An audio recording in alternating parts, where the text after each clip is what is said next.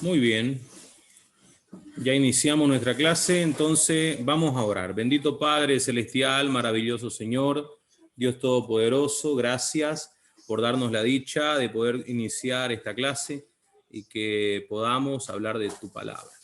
Ayúdanos a entender tu palabra, comprenderla y luego, Señor, guardarla en nuestro corazón y poder aplicarla en nuestra vida. Dejamos este tiempo en tus manos. En el nombre de Cristo Jesús. Amén. Muy bien, el tema de hoy vamos a iniciar con el libro de Miqueas. La clase anterior vimos el video que se tenía preparado precisamente del libro de Miqueas. Así que en esta oportunidad vamos a explicar lo que es este libro, las cosas maravillosas que nos enseña. Ya también hemos escuchado algunas exposiciones, así que también tenemos ya una noción de lo que tenemos para hacer, de lo que vamos a aprender. Miqueas significa ¿quién es el Señor? Perdón, precisamente ya teníamos la explicación de Miqueas y estábamos hablando la clase anterior de lo que era la autenticidad de la fe. Bien, así que vamos a entrar directamente a Habacuc, ya que con Habacuc no hemos comenzado nada y vamos a hablar de él. Ya hablamos de Miqueas, estaba olvidando que habíamos hablado de la autenticidad en la clase anterior.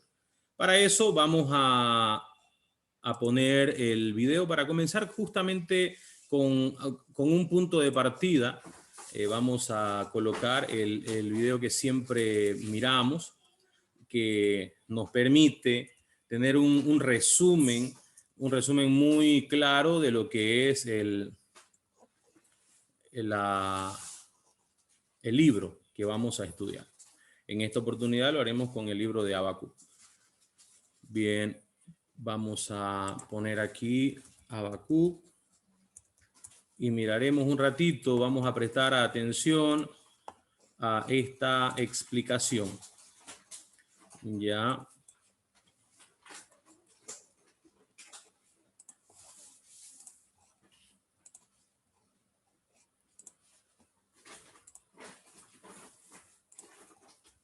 Entonces, miremos este resumen.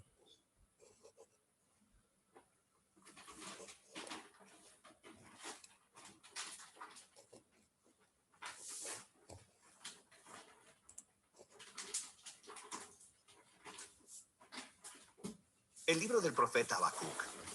Él vivió durante las últimas décadas del reino del sur de Israel y era una época de injusticia e idolatría.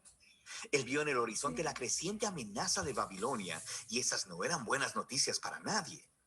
Pero a diferencia de otros profetas, Habacuc no acusa a Israel. Ni siquiera habla al pueblo de parte de Dios. Más bien, todas sus palabras están dirigidas a Dios personalmente.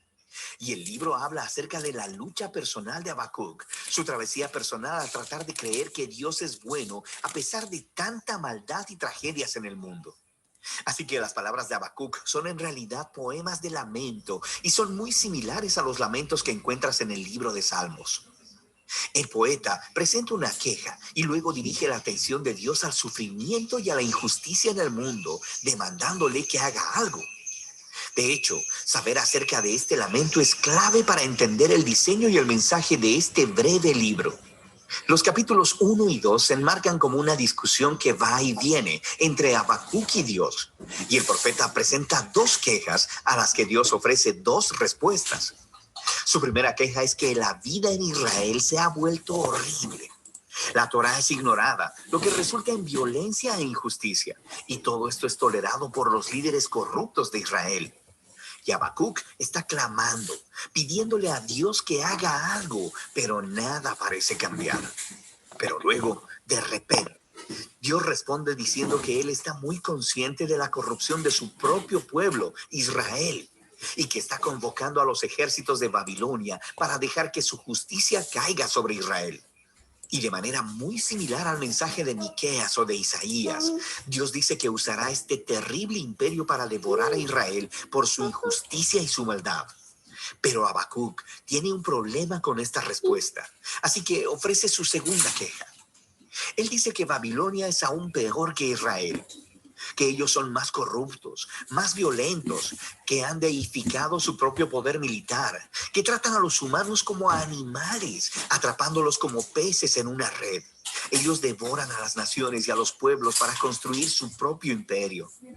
Así que Habacuc dice, ¿cómo puedes tú, un Dios santo, usar esas naciones tan corruptas como tus instrumentos en la historia? Él demanda una explicación. De hecho, Habacuc se representa a sí mismo como una atalaya en los muros de la ciudad, esperando la respuesta de Dios que eventualmente llega. Dios le dice a Habacuc que tome unas tablas y un cincel y escriba lo que vea y escuche. Es una visión sobre un momento señalado en el futuro, y aunque parezca lenta su venida, eventualmente llegará. De hecho, Dios dice que el justo vivirá por su fe en esta esperanza y visión. Entonces, ¿cuál es esa promesa divina que Habacuc debe escribir? Que Dios hará caer a Babilonia. Dios dice que la violencia y la opresión de las naciones crea un ciclo interminable de venganza y que Dios usará este ciclo para atraer el auge y la caída de las naciones. Y el hecho de que Dios pueda, por un tiempo, usar a una nación corrupta como Babilonia no significa que Él respalde todo lo que hacen. Él hace responsable a todas las naciones delante de su justicia. Así que Babilonia caerá junto con cualquier otra nación que actúe como ellos. La promesa de Dios es luego elaborada en una serie de 5 ayes que describen la clase de opresión e injusticia perpetuada por naciones como Babilonia. Los primeros 2 son en contra de las prácticas económicas injustas, como cuando los ricos cobran intereses muy altos solo para hacer que los pobres permanezcan endeudados.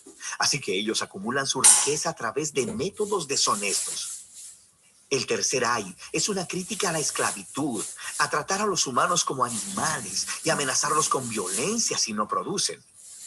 El cuarto ay es contra el abuso del alcohol por parte de los líderes irresponsables. Mientras el pueblo está sufriendo bajo su mal liderazgo, ellos están de fiesta y desperdiciando el dinero en sexo y alcohol. Y el último ay expone la idolatría, el motor que mueve esas naciones. Ellos han hecho del poder y de la seguridad nacional sus dioses, ofreciéndoles lealtad a cualquier costo. Así que el pueblo se convierte en esclavo de su propio imperio nacional. Ahora, las prácticas que se describen aquí no suceden únicamente en Babilonia, pero esto es parte de la cuestión. Dada la condición humana, la mayoría de las naciones eventualmente se convertirán en una Babilonia. Y así es como la respuesta de Dios a Habacuc en este libro se convierte en la respuesta de Dios a todas las generaciones posteriores, para cualquiera que viva en un mundo gobernado por otras Babilonias. Pero deja en el aire la pregunta, ¿Dios permitirá que este ciclo, el auge y la caída de los imperios similares a Babilonia, continúe para siempre? Y el capítulo 3 trata sobre esa pregunta. Se nos dice que esta es una oración de Habacuc y comienza con Habacuc rogándole a Dios que actúe en el presente, como lo ha hecho en el pasado, haciendo caer a las naciones corruptas. Lo que sigue es un poema muy antiguo. Primero describe una poderosa y aterradora aparición de Dios. Es muy similar a los poemas introductorios de Miqueas y Nahum y similar a la aparición de Dios en el monte Sinaí, en el libro de Éxodo. Tenemos nube, fuego y temblor. Cuando el Creador aparezca para confrontar la maldad humana, todo el mundo estará poniendo atención. Habacuc luego continúa describiendo esta futura derrota del mal como un futuro éxodo, justo como cuando Dios vino como guerrero y abrió en 2 el mar en su batalla contra Faraón. Habacuc dice que Dios traerá su juicio sobre la cabeza de la casa del impío. Así que Faraón, al igual que Babilonia, se ha convertido aquí en un arquetipo de las naciones humanas violentas. Pero al mismo tiempo, se nos dice que cuando Dios confronte la maldad, Él salvará a su pueblo y a su ungido. Es una referencia al rey del linaje de David. Así que en este poema, la historia del éxodo en el pasado se ha convertido en una imagen del éxodo del futuro que Dios producirá. Él derrotará la maldad una vez más y hará caer a los faraones y a las babilonias de este mundo. Él traerá justicia a todos los pueblos y rescatará a los oprimidos y a los inocentes. Y esta es la esperanza que hace que Habacuc pueda concluir el libro con una alabanza llena de esperanza. Incluso si el mundo está desmoronándose con hambrunas o sequías, o guerras, o lo que sea, él elegirá confiar y gozarse en las promesas del pacto de Dios. Así que Habacuc, hacia el final de su libro, se convierte en un ejemplo resplandeciente de cómo el justo vive por la fe. Habacuc reconoce lo oscuro y caótico que es el mundo y en lo que nuestras vidas pueden tornarse, y nos invita a un camino de fe, de confiar en que Dios ama a este mundo más de lo que nosotros lo hacemos y que un día Él enfrentará su maldad. Y de eso trata el libro de Habacuc.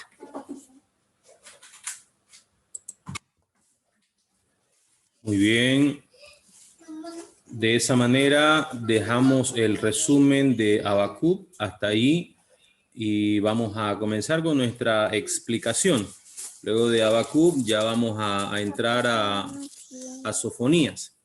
Pero, mientras tanto, vamos a mirar un poco sobre Habacuc. Me gustaría mucho que si a ustedes les entra alguna duda, tienen alguna duda sobre este libro, también puedan pronunciarse y puedan explicar o preguntar acerca de lo que se quiere. El libro del profeta Sofonías. Entonces, vamos a empezar. Antes de iniciar, ya estamos con las 8 de la noche, vamos a pedirles que enciendan un ratito su cámara para que tengamos la foto de cada uno de ustedes. ¿Está bien?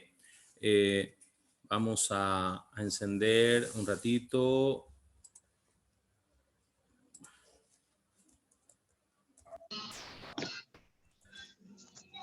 Muy bien. Ok. Vamos a la foto. Una sonrisita. Vamos a guardar la foto. Y vamos a tomar otra. Permítame un segundito, por favor.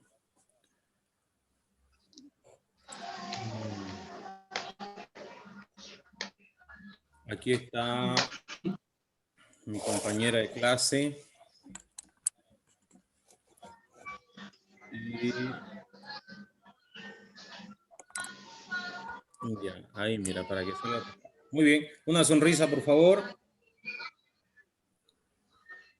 Ya está la foto. Ok, muchas gracias. En lo posible, no apaguen su cámara, por favor, para que podamos estar atentos. Bienvenidos todos a la clase.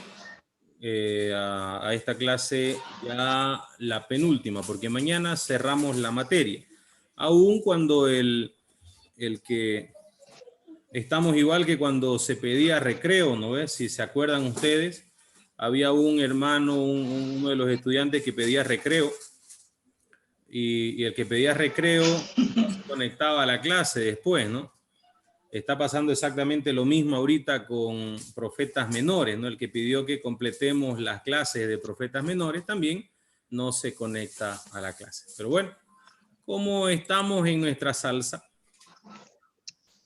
mientras más enseñanza haya, mejor. Amén. Hablemos de Habacuc. Dios comisionó a Habacuc, quien era contemporáneo de Jeremías y Ezequiel, para liderar en tiempos difíciles. Su nombre significa aceptar y se ganó el título luchando con Dios en el comienzo de su libro y desarrollando una profunda intimidad con Dios al final de su libro. Habacuc pudo haber titulado su libro Liderazgo sin respuestas fáciles. Yo creo que muchos, no solo algunos, muchos de nosotros nos podemos identificar cuando queremos encontrar respuestas a algunas cuestionantes que tenemos como hijos de Dios. De la misma manera, el profeta Habacuc tenía ciertas cuestionantes que le hacía el Señor.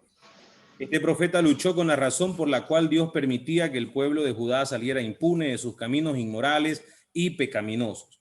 Clamó a Dios y al principio no recibió respuesta. Dios parecía ser demasiado tolerante para el gusto de Habacuc. Finalmente, Dios le dio una visión de su plan para rectificar la situación al levantar Babilonia para saquear y capturar Judá en guerra. En este momento, Habacuc se vio ante un nuevo dilema. ¿Realmente usaría Dios a una nación incluso más malvada que Judá para corregir a Judá? Esto le parecía absurdo. Así que se presentó ante Dios con una dosis de integridad. ¿Realmente sabes lo que estás haciendo en esta situación? Cuando Dios respondió a su pregunta, aprendió a confiar y terminó el libro con un hermoso salmo de fe. ¿Cuántas veces nosotros no hemos cuestionado a Dios en las cosas que hace? No me responda, pero respóndase a sí mismo. ¿Cuántas veces no hemos cuestionado a Dios con las cosas que vemos que suceden, que no suceden, que ocurren, que nos ocurren? Porque a veces ni siquiera cuestionamos a Dios por las cosas que nos pasan a nosotros. Cuestionamos a Dios por las cosas que le pasan a otras personas. Yo he estado preguntándome por la vida de ciertas personas y le he preguntado al Señor cuál es el plan. No le he preguntado así, ¿realmente sabe lo que estás haciendo? No he sido tan osado como Habacuc, pero he preguntado al Señor si es que yo puedo entender, si Él me pudiera aclarar cuál es la idea del plan que tiene. Y obviamente, en algunas ocasiones hemos tenido claridad de lo que se ve, de lo que se tiene, de lo que hay, y en otras oportunidades no, hemos tenido simplemente una respuesta silenciosa. Pero en cambio, Habacuc sí tuvo una respuesta de parte de Dios ante esta pregunta, lo cual le ayudó a confiar más en el Señor. Entonces vemos nosotros una situación de esa naturaleza para esas cuestionantes. Muy bien, seguimos. Habacuc nos enseña a que debemos ser personas que oran. Yo estaba estudiando un tema y se trata justamente de la oración. Y en esto descubrimos de que precisamente oramos con mucha facilidad cuando las cosas están mal. Cuando las cosas están mal, nos derramamos en la presencia del Señor. Pero no cuando las cosas están bien. Cuando las cosas están bien, cuando hay abundancia, cuando hay holgura, cuando no hay problemas, cuando las cosas están bonitas, no buscamos al Señor con esa intensidad que lo buscamos cuando hay problemas. Entonces, por esa razón, Habacuc le dice al pueblo que tienen que orar, porque en esa época había abundancia, había soltura, había libertad. A pesar del yugo que había o de la opresión, había ciertas características que le permitían moverse. No estaban cautivos, pero luego vino la reprensión de Dios. Todo el libro es un diálogo entre Dios y él.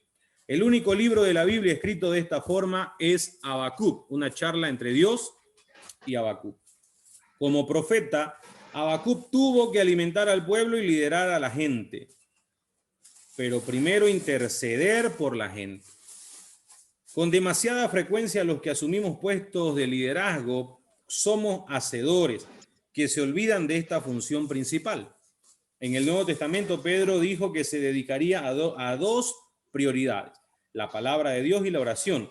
Este es el primer trabajo de un líder espiritual. ¿Saben qué?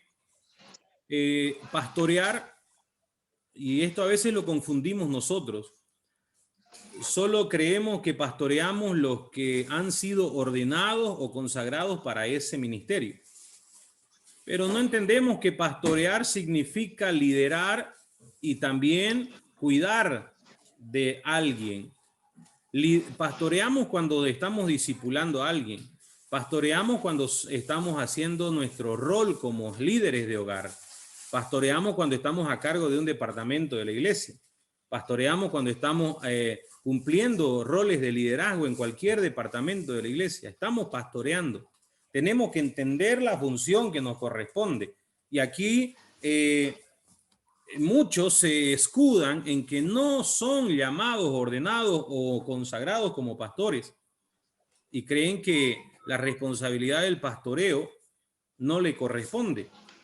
Creen que porque no están a cargo de la congregación no corresponde pastorear. Pues les tengo una noticia, queridos hermanos estudiantes. Cada uno de nosotros en la función en la que nos encontramos en la iglesia y en nuestro hogar, somos pastores. Nosotros somos pastores. Estamos a cargo de alguien. Siempre tendremos alguien a quien liderar. En nuestro hogar tenemos a quien liderar. En la iglesia vamos a tener quien liderar. ¿Y sabe qué? Si usted no está a cargo de ninguna responsabilidad en la iglesia, el hecho de ya ser una persona antigua en la fe, ya ese es un puesto de liderazgo. Ya el hecho de ser una persona mayor en la fe la coloca en una situación diferente que las demás, que las personas nuevas. Y eso nos pone en una situación de que debemos desarrollar el pastoreo. Cuando hablamos del pastoreo, estamos hablando de alimentar a la oveja, estamos hablando de liderar a la oveja, estamos hablando de interceder por ella. Y cuando hablamos de alimentar, precisamente nos referimos a los dos aspectos, al físico y al espiritual. Tenemos que comprender como líderes que debemos sustentar o suplir necesidades de nuestros liderados. Debemos cumplir esas funciones.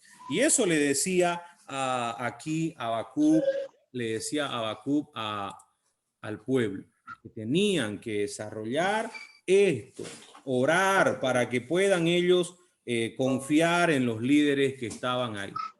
Bien, con demasiada frecuencia los que asumimos puestos de liderazgo somos hacedores que nos olvidamos de esta función.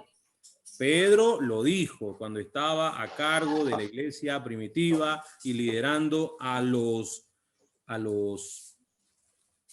apóstoles que tenían prioridades. En este caso era la palabra de Dios y la oración. Habacuc también nos enseña que está bien hacerle preguntas a Dios. Deberíamos tener tiempo de intimidad con Dios en los que podamos expresar cuidadosamente, pero también con una actitud de preocupación, solicitarle a Dios que Él nos aclare nuestras confusiones, nos aclare nuestras dudas respecto a los caminos de Dios. Cuando carecemos de respuestas, debemos correr a Dios, buscando su sabiduría. Habacuc hizo preguntas detalladas y específicas. Las personas que creen que buscan a Dios y que ya son personas que tienen experiencia con Dios, deberían sentirse suficientemente seguros para admitir que no lo saben todo y buscan la opinión de Dios. Finalmente, el mayor principio que aprendemos de Habacuc es la confianza. Él sabía que no estaba en control, igual que nos sucede ahora a nosotros. Esperó en Dios, confió en Dios, habló con Él. Habacuc tuvo que confiar en Dios. Ciertamente él no entendía al principio, pero luego le fue aclarando, el Señor mismo le fue aclarando las cosas. En esencia, lo último que él dice cerrando el libro, aunque no entiendo lo que está pasando y nada sale como a mí me gustaría, aún así me regocijo y confío en la sabiduría de Dios. Qué bonitas palabras. A ver, veamos Habacuc capítulo 3, por favor. Habacuc capítulo 3, vayamos.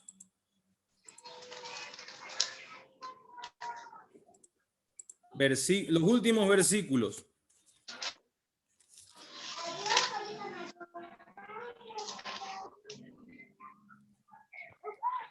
Habla todo lo que dice, pero al final el versículo 17, el versículo 18 y el versículo 19.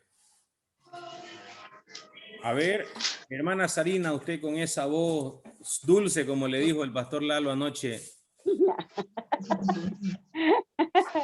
No me haga pasar vergüenza, paz del Señor. Paz del Señor. Los 3 versículos. Ujú. Amén. Aunque la higuera no florezca, ni en las vides haya frutos, aunque falte el producto del olivo, y los labrados no den mantenimiento, y las ovejas sean quitadas de la majada, y no haya vacas en los corrales, con todo yo me alegraré en Jehová, y me gozaré en el Dios de mi salvación. Jehová el Señor es mi fortaleza, el cual hace mis pies como de siervas, y en mis alturas me hace andar. En otras palabras, lo que dice ahí es como lo mencioné hace un momento. Aunque no entiendo lo que está pasando y nada sale como a mí me gustaría, aún así me regocijo y confío en la sabiduría de Dios. ¿Cuántas veces no nos hemos encontrado así? ¿Cuántas veces no nos hemos encontrado así que no entendemos lo que pasa? No lo entendemos, definitivamente no lo entendemos. Pero ¿saben qué era lo que pasaba con Habacuc? Mayormente, ¿qué es lo que cuestionaba Habacuc a Dios? El silencio. El que no diga nada. El que no responda a la aflicción que pasaba el pueblo.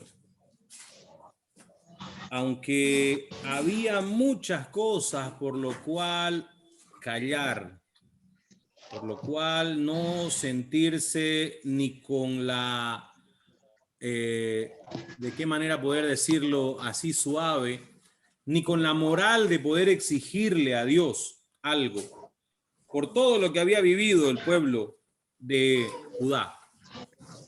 Entonces, él estaba cuestionando el silencio,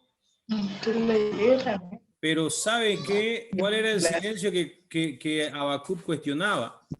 Era de que no castigaba al pueblo de Israel, a Judá. No lo castigaba, no era que tenía que castigar a un pueblo opresor, era al mismo pueblo de Judá. A veces nosotros nos vemos en situaciones así. A ver, analícense un poquito. Decimos, pero si hay personas que están pecando deliberadamente y el Señor no hace nada, el Señor no dice nada, el Señor no actúa, el Señor no está en esta situación y no entendemos por qué. Y empezamos a ver las consecuencias de ese pecado. Y le cuestionamos a Dios, ¿qué está pasando? ¿Qué está pasando? ¿Y qué está pasando? Y no lo entendemos. Los versículos de apertura revelan una situación histórica semejante a los días de Amós y Miqueas. Esencialmente la justicia había desaparecido de la tierra, la violencia y la impiedad se encontraban por todos lados, existiendo sin freno. En medio de días oscuros, el profeta clamó por intervención divina. Él quería que Dios intervenga. La respuesta de Dios de que él estaba enviando a los caldeos para juzgar a Judá crea un dilema teológico aún más grande para Habacuc. ¿Por qué Dios no purificó a su pueblo y restauró su justicia?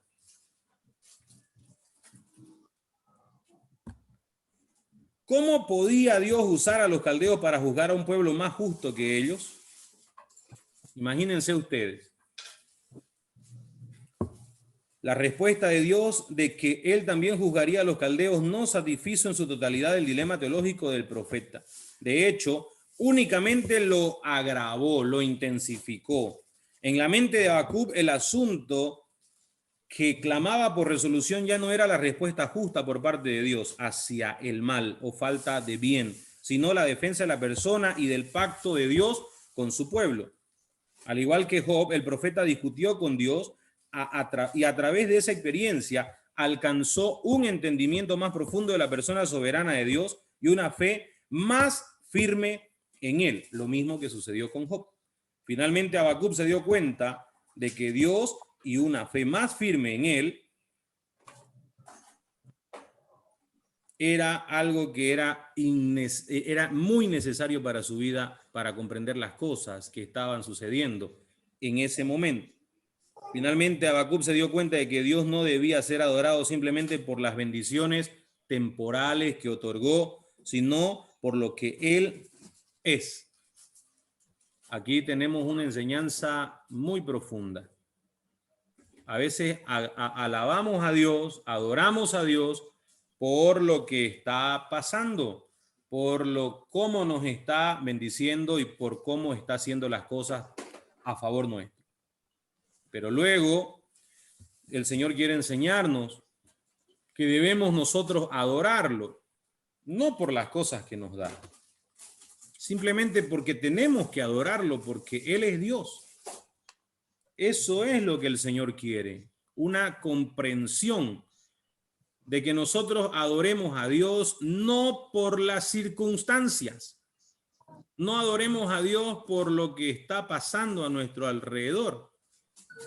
Por eso dice, aunque la higuera no florezca, aunque en las vides no haya frutos, aunque no haya vacas en los corrales, aunque no haya el fruto del olivo, aunque no haya nada, ¿qué puede decir usted en su casa? Porque quizás usted no tiene una higuera, no tiene una planta de uva, no tiene un olivo.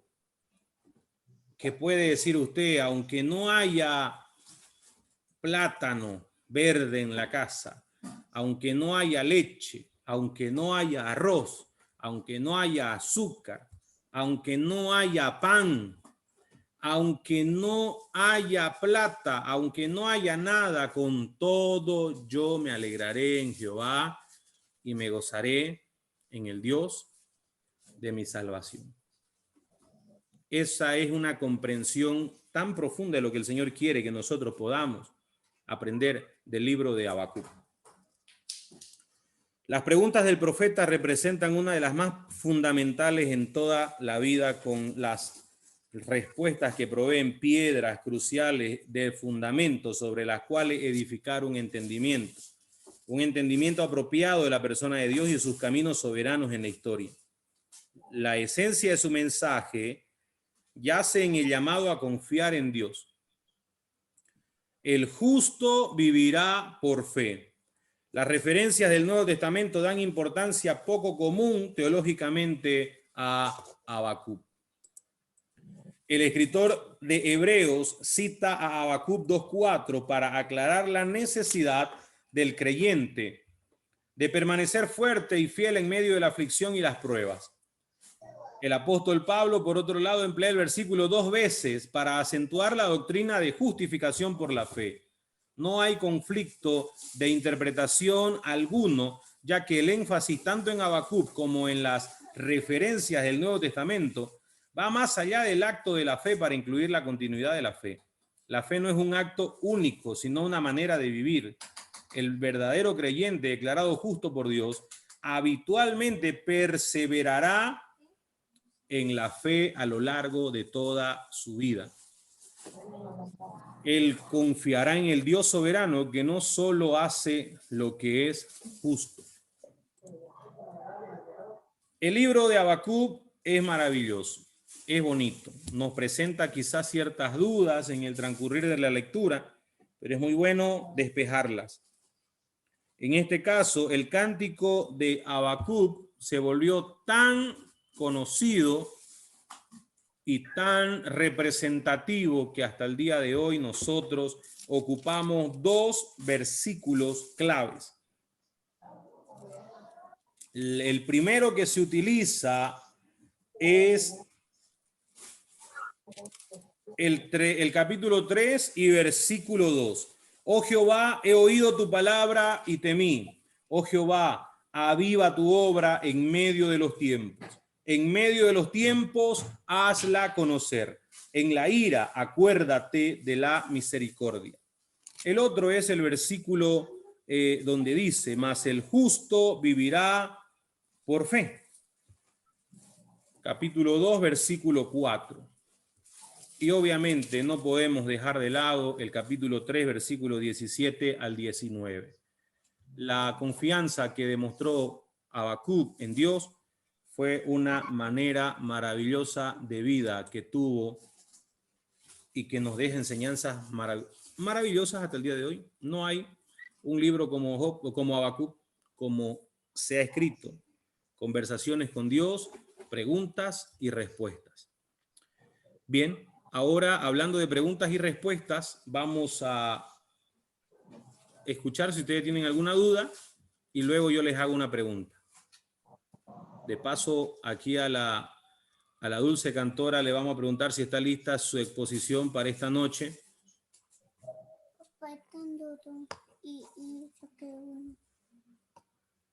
Pues sí, muy bien. Ya.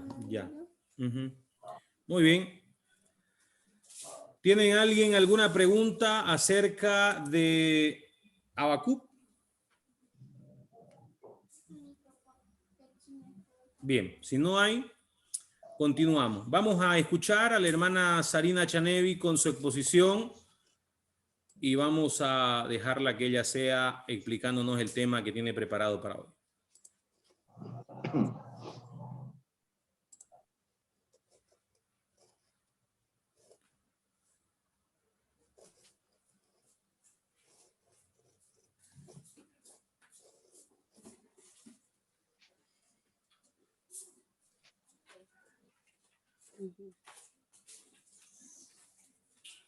Amén.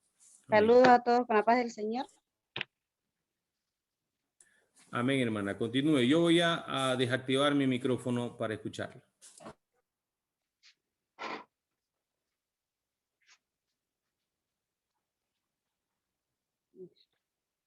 Amén. Voy a estar dando lectura a todo lo que yo escribí acerca de Joel. Libro de Joel. El libro de Joel es una corta colección de poemas proféticos que son poderosos y desconcertantes. Joel es único entre profetas por varias razones. Y no hay ninguna explicación de cuándo se escribió el libro, pero lo más probable es que haya sido en el periodo de Esdras o Nehemías, después del regreso del exilio, porque él menciona a Jerusalén y al templo, pero no parece haber reyes. Joel está familiarizado, dice, con muchos libros de la Biblia como Amós, Isaías, Sofonías, Nahum, Ezequiel y Abdías, Malaquías, e incluso el libro de Éxodo. Joel no acusa a Israel de ningún pecado, así como algunos profetas. Él anuncia que el juicio de Dios viene a confrontar el pecado de Israel. Ahora estas características nos permiten entender este pequeño libro. Joel es el autor bíblico que estaba sumergido en las primeras escrituras bíblicas y su reflexión acerca de ellas le ayudó a hacer sentido de las tragedias de su época y también le dio esperanza para el futuro. El día del Señor, evento pasado donde Dios salvó a su pueblo y confrontó el mal. En el capítulo 1 y 2 dice, Joel se enfoca en el día del Señor y describe eventos en el pasado cuando Dios se apareció de manera poderosa para salvar a su pueblo o para confrontar la maldad. Piensa en las plagas del libro de Éxodo, pero el profeta vio en estos eventos pasados cosas que señalaban a un futuro, cuando Dios confrontaría una vez más el mal que está entre su pueblo, pero también entre las naciones y traería salvación a todo el mundo.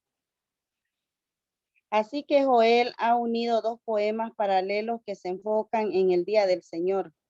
Él comienza anunciando un desastre reciente. Una plaga de langosta ha devastado Israel y su descripción de la plaga recuerda el día del Señor contra Egipto. Aceptó que esta vez las langostas son enviadas contra Israel. Joel llama a los ancianos y sacerdotes a guiar al pueblo en arrepentimiento y oración, y luego Joel se arrepiente él mismo junto con todos los sacerdotes. El capítulo 1 y 2 tienen el mismo diseño poético y flujo. de pensamiento. Así que Joel anuncia otro día del Señor, pero es en el futuro, no en el pasado. Y es un desastre inminente que viene para Jerusalén.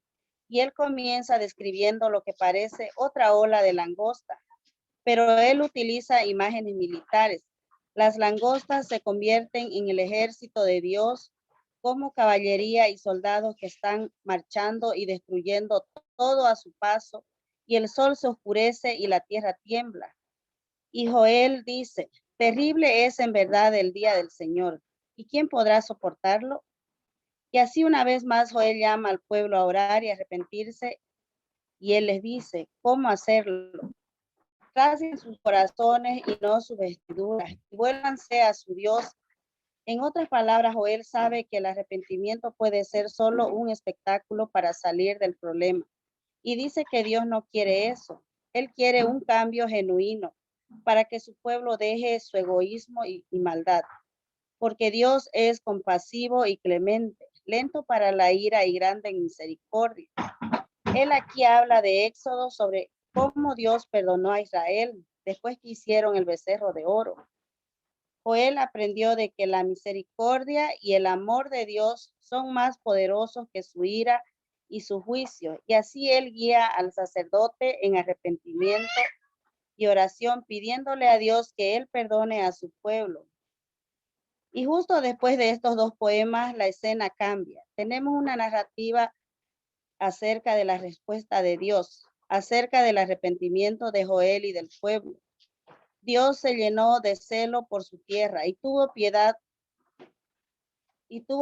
su pueblo. Dios dice que revertirá a los devastadores y los convertirá de juicio a salvación. Él derrotará a los amenazadores, invasores que presumiblemente eran langostas, y él hará que se conviertan en su propia ruina. Él restaurará a la tierra devastada y la traerá de vuelta a la vida, haciéndola abundante una vez más. Dios dice que él traerá su divina presencia entre su pueblo. Será real y accesible para todos. Hasta aquí los poemas cuentan una historia poderosa acerca de Joel, guiando a Israel a ver cómo su pecado los llevó al desastre y juicio divino, que con el Dios de misericordia siempre hay esperanza. Pero Joel ve en todos estos eventos del pasado una imagen del día del Señor en el futuro. En la sección final del libro, Joel escribe 3 poemas adicionales. La esperanza de la presencia de Dios entre su pueblo se expande en una promesa acerca de cómo en un día futuro el mismo Espíritu de Dios, la presencia viva de su persona, llenará no solo el templo, sino a todo su pueblo. Joel está tomando las promesas de Isaías, Jeremías y Ezequiel, de que el Espíritu de Dios vendría a transformar a su pueblo, para que ellos puedan amarlo y seguirlo en verdad. Joel luego toma la promesa de Dios de que él confrontará al amenazante invasor. Joel ve en estas devastadoras langostas una similitud con las violentas y arrogantes naciones de su tiempo que devastan y oprimen a su pueblo. Así que él toma las promesas de Isaías, Sofonías y Ezequiel sobre el futuro día del Señor, en el que Dios confrontará el mal entre todas las naciones y hará que su violencia se vuelva contra ellas mismas, trayendo justicia para corregir todos los males. Y finalmente Joel toma las imágenes de la restauración de la tierra y ve una esperanza para la renovación de toda la creación. Y toma las promesas de Isaías, Ezequiel y Zacarías de que el día de justicia final de Dios les seguirá, una restauración de todo el mundo, un nuevo Edén, donde la presencia de Dios en Jerusalén fluirá como un río y traerá renovación. Joel termina con el perdón y la misericordia de Dios, inaugurando una nueva creación. El libro de Joel explora ideas profundas de cómo el pecado y fracaso humano traen una destrucción devastadora sobre el mundo, acerca de cómo Dios demuestra misericordia a aquellos que simplemente reconozcan su pecado y lo confiesen.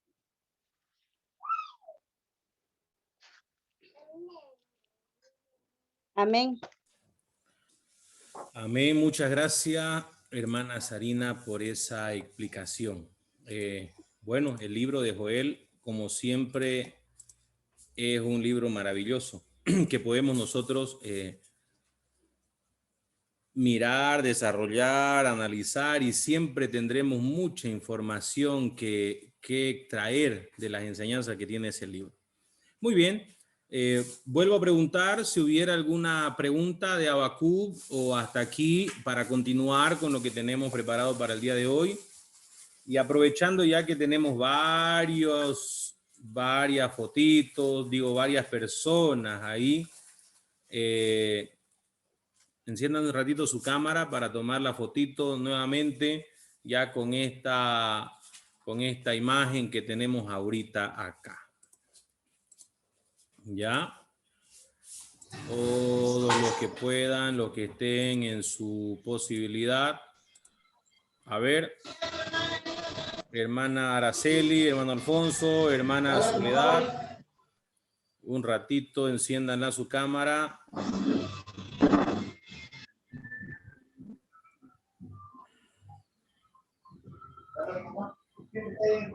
Bien. Sonrían. Un sonrisa.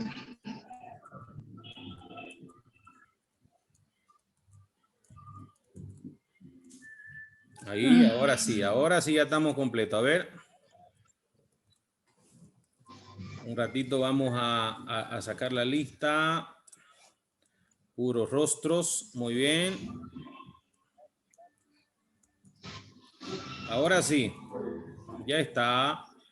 Dios les bendiga, hermano. Gracias por habilitar su cámara. Si pueden estar hace un ratito, sería bien.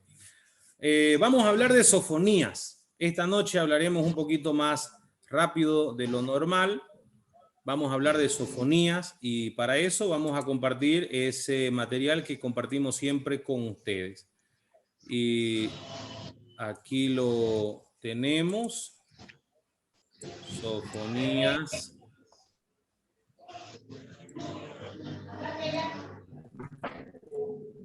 Ok.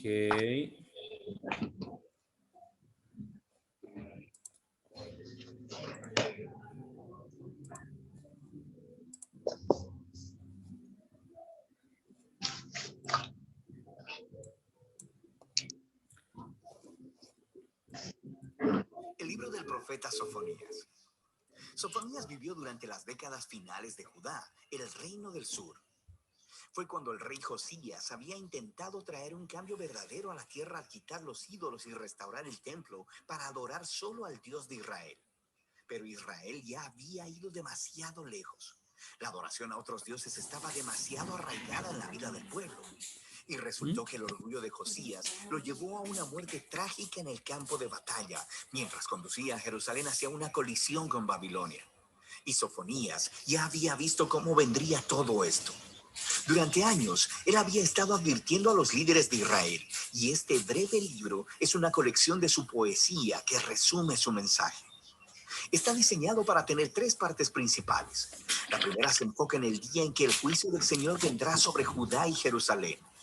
La segunda parte es acerca del día del juicio del Señor sobre las naciones y Jerusalén una vez más. Y luego, la tercera sección explora la esperanza que permanece para las naciones y para Jerusalén después del juicio de Dios. La primera sección inicia con una impactante inversión de Génesis 1.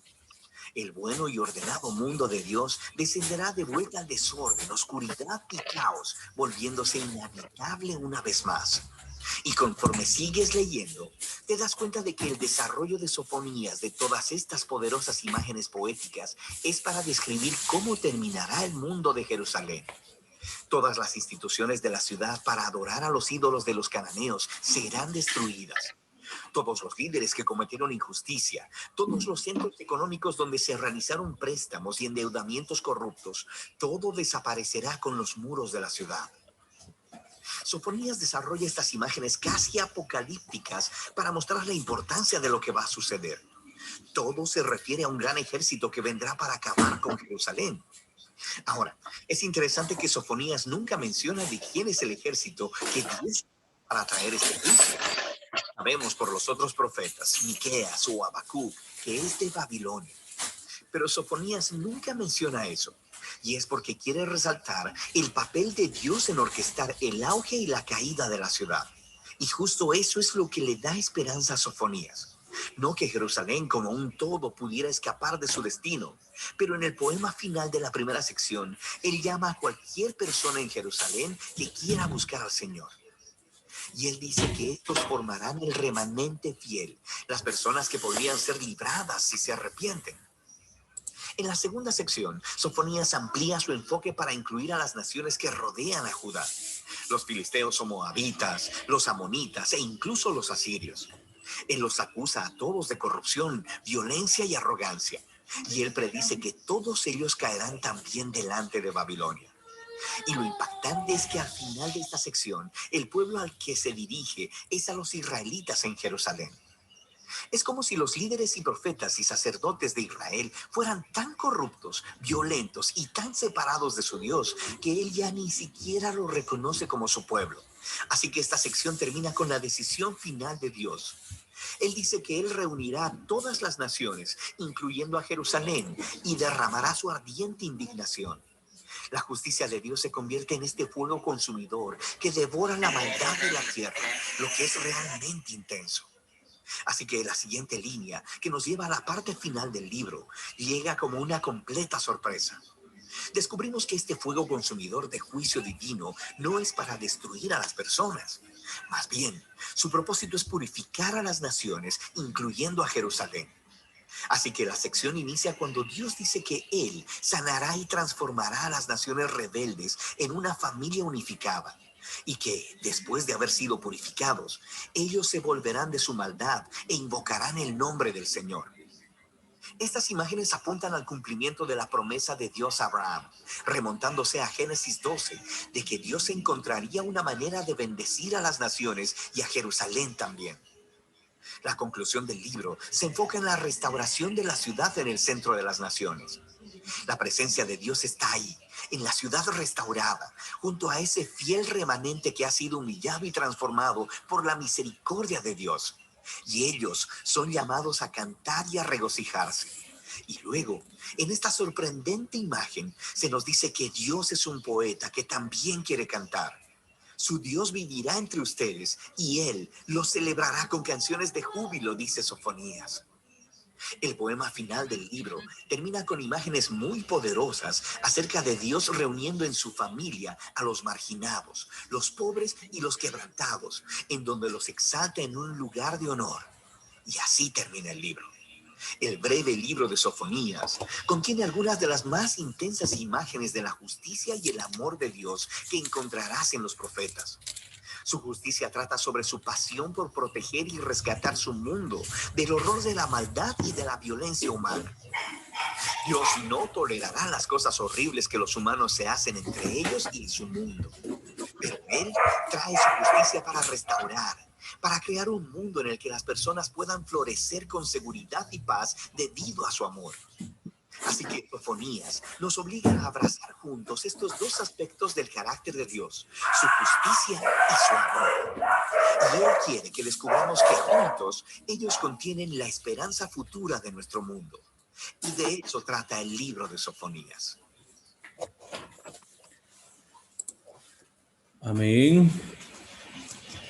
Muy bien. Sofonías es un libro que muy poco leemos, muy poco. Verdaderamente hay personas que cuando usted menciona en el púlpito que va a leer de Sofonías, es probable que les cueste encontrarlo, ni siquiera están enterados de que existe, ¿no? Bueno, muchos libros de los profetas menores son muy poco encontrados por los que no tienen esa cualidad de leer la Biblia completa. Bien. Sofonías era contemporáneo de Josías, era rey de Judá, Josías. representa un tipo de persona, un líder que toda organización necesita. Josías era el rey bueno que, siendo un monarca de 20 años de edad, comenzó a iniciar unas reformas nacionales muy necesarias. Restauró las prácticas de antaño de adoración, ordenó que se leyera el libro de la ley en voz alta y exigió que todos se postraran y se arrepintieran de su pecado y desviación espiritual. No obstante, las reformas meramente externas que quedan incompletas, no puedes perfumar a un mofeta y esperar que eso lo transforme. Muchos en los días de Josías hicieron los rituales de arrepentimiento, pero siguieron en sus pecados secretos. Muchos nunca reconocieron su privada pecaminosidad ni se arrepintieron en su interior de su maldad personal. Precisamente en esa reestructura nos encontramos hoy como iglesia. Precisamente estamos entendiendo que muchos de nosotros necesitamos un conocimiento mayor de la palabra del Señor, porque muchos estamos ya acostumbrados al ritmo de vida que hemos llevado por mucho tiempo. Usted haga un sondeo. ¿Cuántos años de vida cristiana llevan algunos hermanos? Y usted se va a dar cuenta que ya están en una vida de costumbre.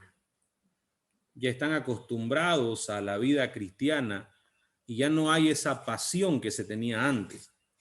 Precisamente por esa razón es que es necesario reiniciar una reforma como la que planteó Josías, pero es importante que la reforma sea desde adentro hacia afuera. Cuando entendemos que la reforma tiene que ser de adentro hacia afuera, vamos a llegar a la conclusión que lo de afuera es lo menos importante. Vamos a entender que lo de adentro es lo más importante. Cuando empezamos a hacer un cambio, un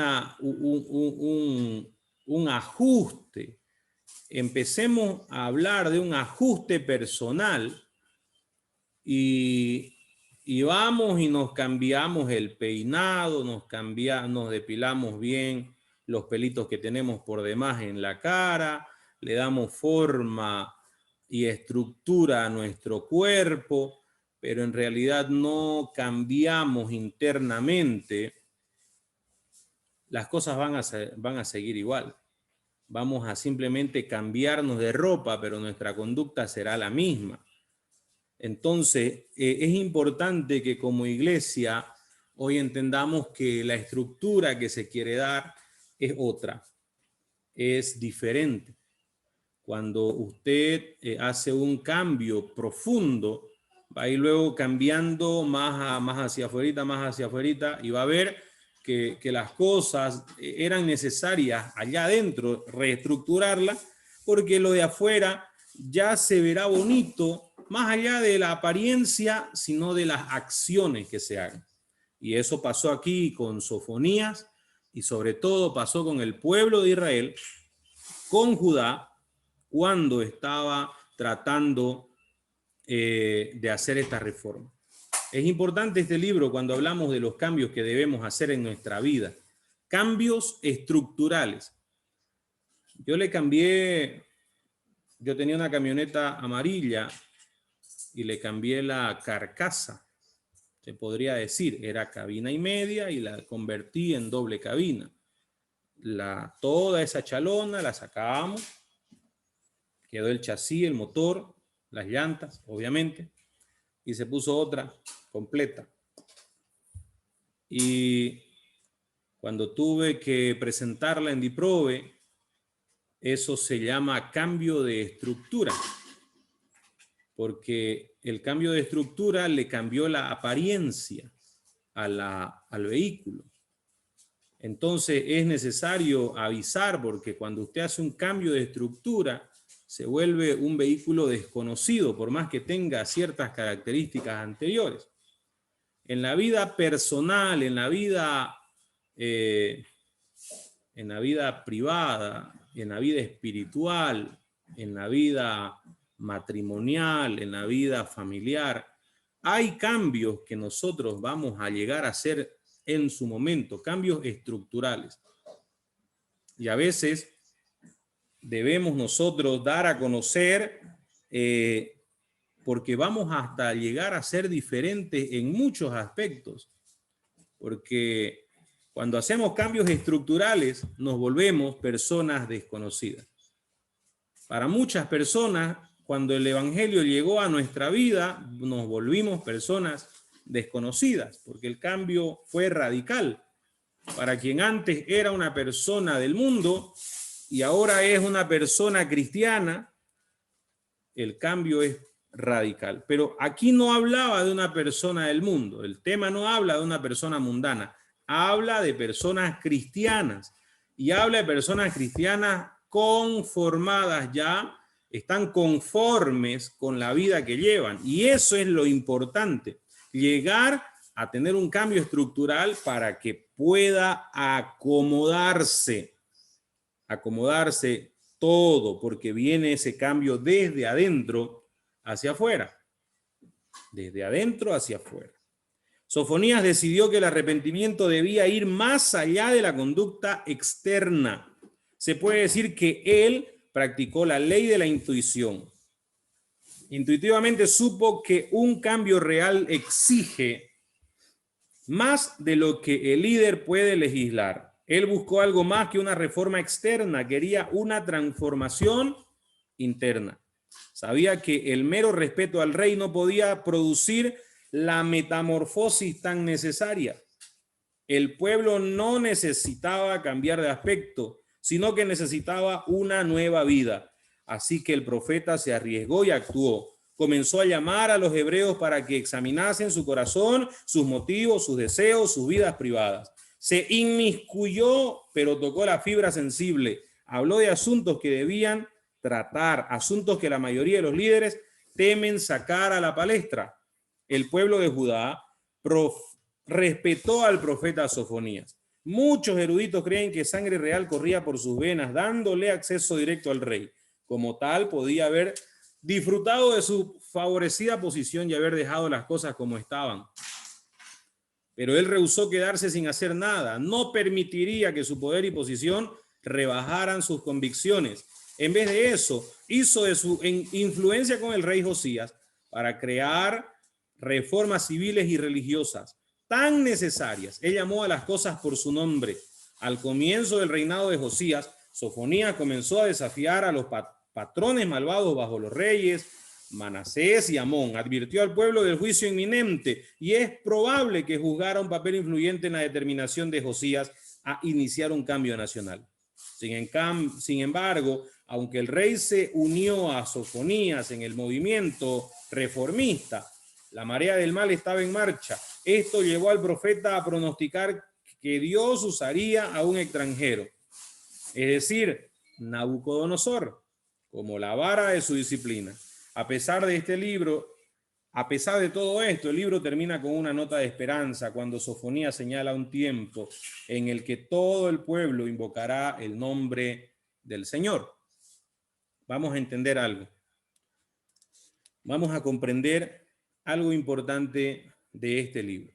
Si nosotros estamos en una posición de preferencia, una posición donde todo está bien, está bonito, no pasa nada, más bien, en vez de que nos manden, mandamos, en vez de que nosotros estemos teniendo que hacer, otros hacen. ¿Para qué ensuciarnos las manos? ¿Para qué hacer las cosas? Pero cuando existe un deseo de un cambio verdadero, un cambio real, y podemos empezar a hacerlo, hay que hacerlo. ¿Por qué? Porque el Señor va a demandar esas cosas de nuestras manos. El Señor le está dando un llamado a usted. El Señor le está haciendo sentir a usted. Lo está motivando a usted. Y si usted está sintiendo hacer eso y el Señor lo guía y empieza usted a moverse por la guía del Espíritu Santo, las cosas van a salir bien. Las cosas van a prosperar, las cosas van a salir como le salieron a Sofonías en ayuda del rey Josías. Así que en este aspecto, este libro ayuda bastante a comprender de que los cambios que la iglesia necesita, nuestra vida necesita, tiene que ser como lo dijo también el mismo apóstol Pablo en Efesios capítulo 4.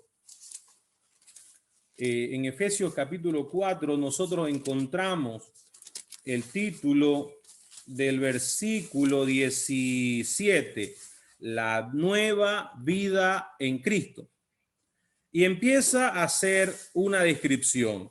Esto pues digo y requiero en el Señor, que ya no andéis como los otros gentiles, que andan en la vanidad de su mente, teniendo el entendimiento entenebrecido, ajenos de la vida de Dios, por la ignorancia que en ellos hay, por la dureza de su corazón, los cuales después que perdieron toda sensibilidad, se entregaron a la lascivia para cometer con avidez toda clase de impureza. Mas vosotros no habéis aprendido así de Cristo, si en verdad le habéis oído y habéis sido por él enseñados conforme a la verdad que está en Jesús. En cuanto a la pasada manera de vivir, despojaos del viejo hombre, que está viciado conforme a los deseos engañosos, y renovaos en el espíritu de vuestra mente, y vestíos del nuevo hombre creado según Dios en la justicia y santidad de la verdad. Versículo 25. Por lo cual, desechando la mentira, hablad verdad cada uno con su prójimo. Eran mentirosos de punta, porque somos miembros los unos de los otros. Airaos, pero no pequéis. Paraban bravos todo el tiempo. Si se identifica, no soy yo el que le está diciendo esto, es la palabra del Señor. No se ponga airaos, pero no pequéis. No se ponga el sol sobre vuestro enojo, ni deis lugar al diablo.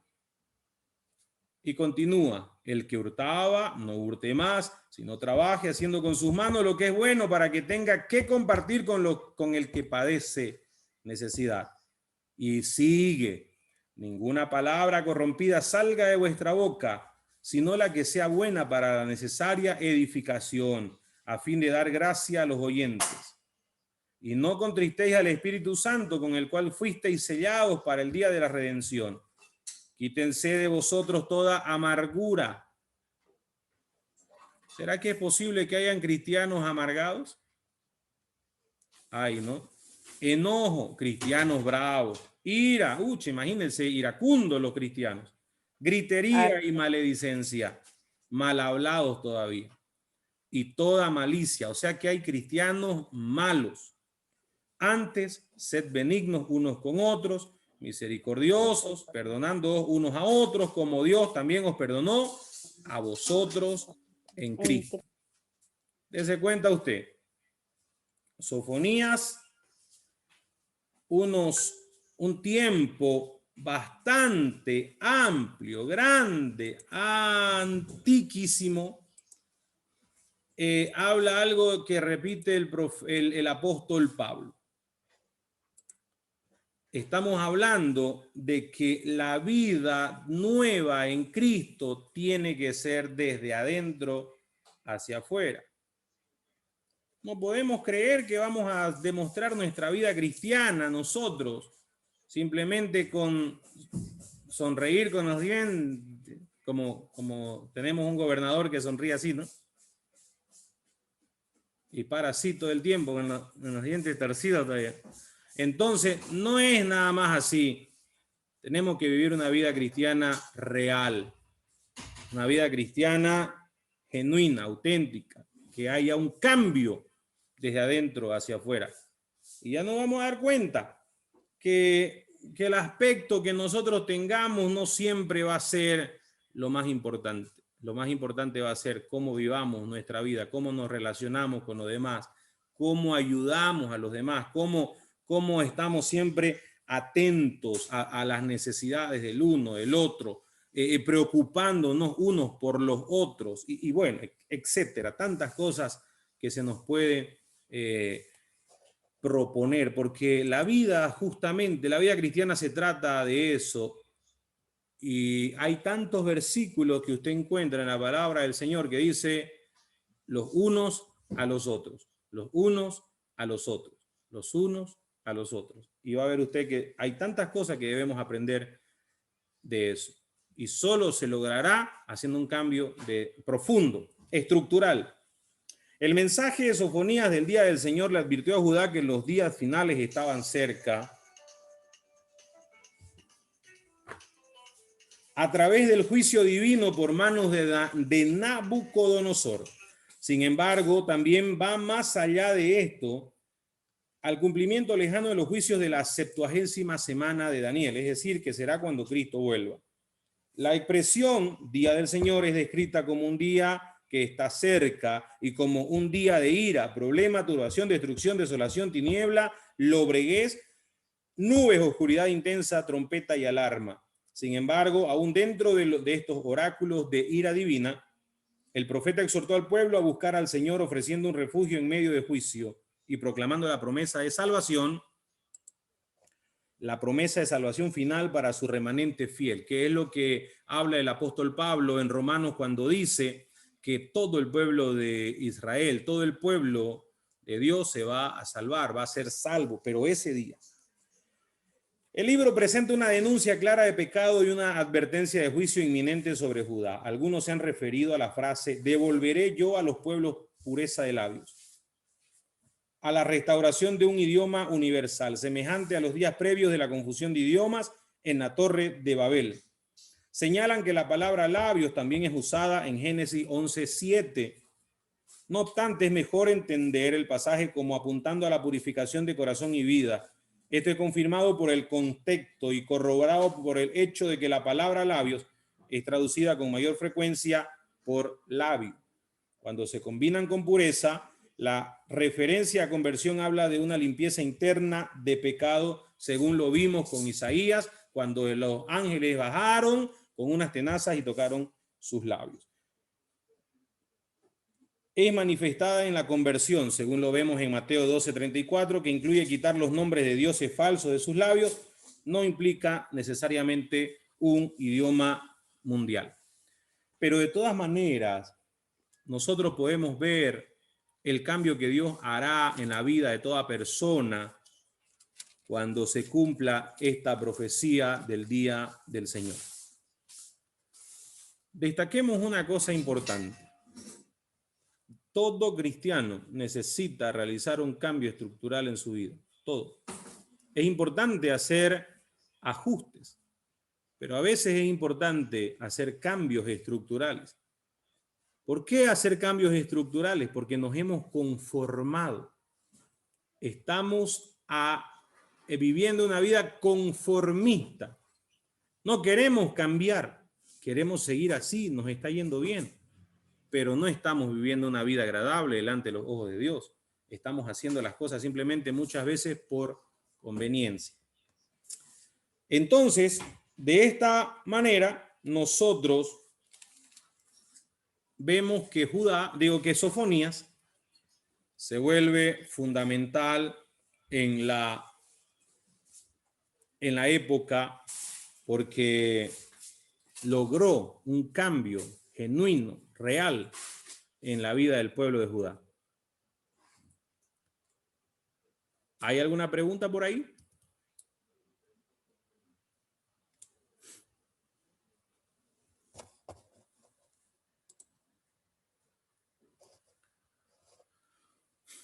¿Por ahí se les presenta alguna duda?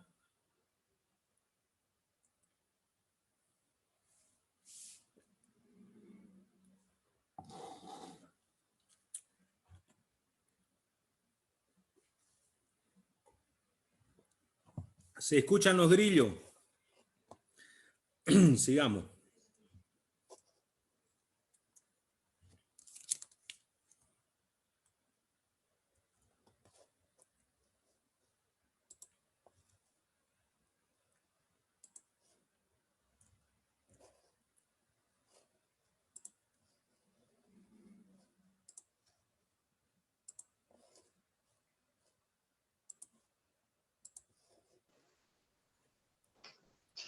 El libro del profeta Ageo es uno de los libros proféticos más cortos, pero es crucial en la narrativa completa de la Biblia hebrea.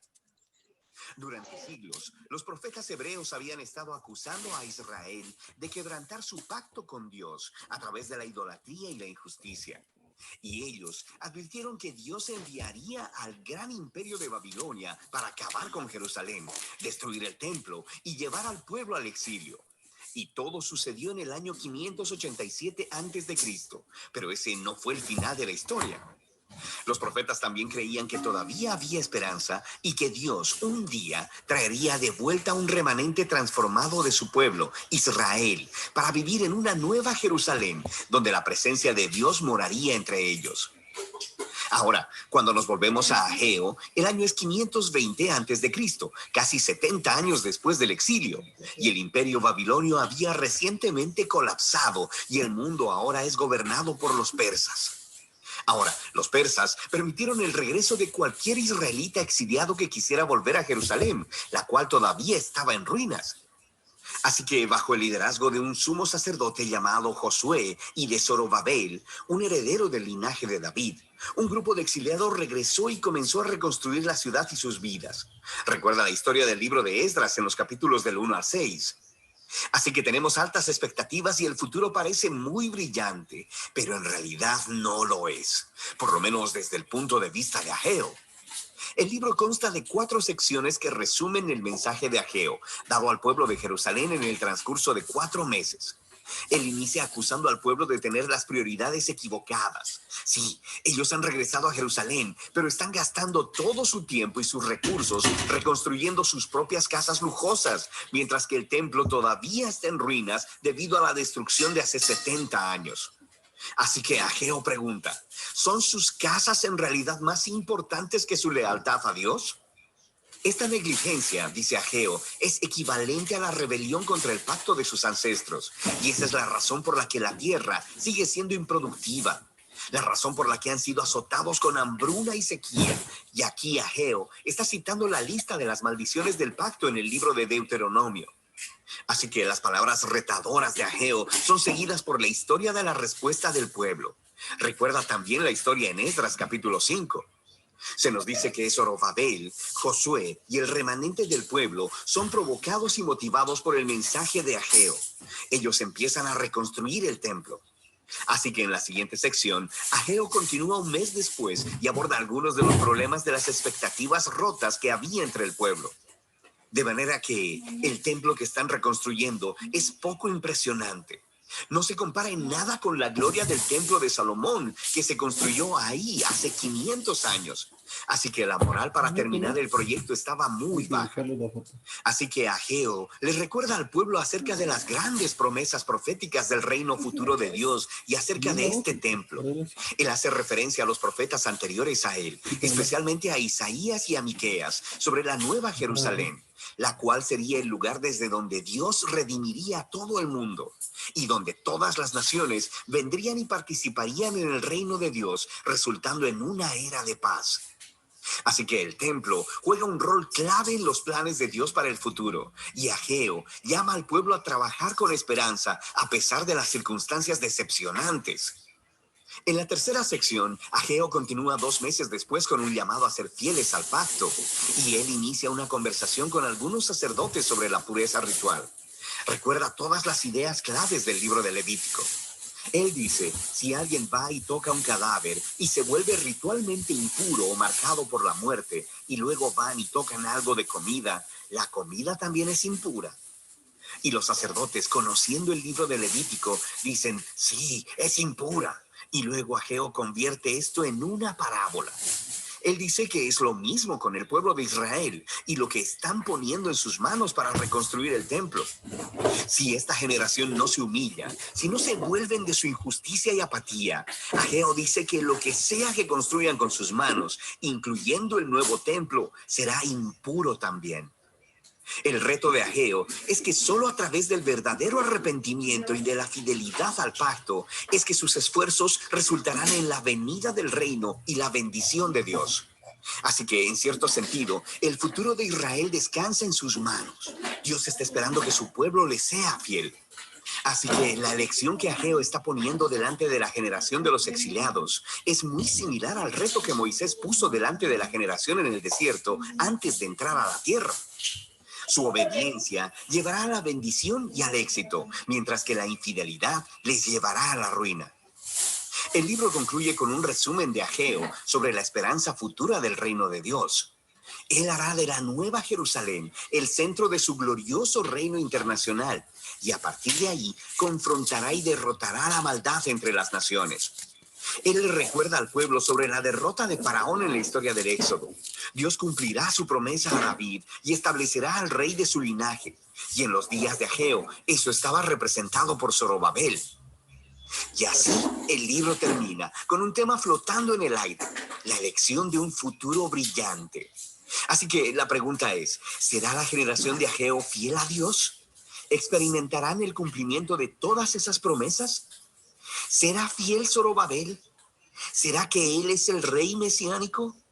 Y para averiguarlo, simplemente tienes que seguir leyendo los últimos 2 libros de los profetas Zacarías y Malaquías.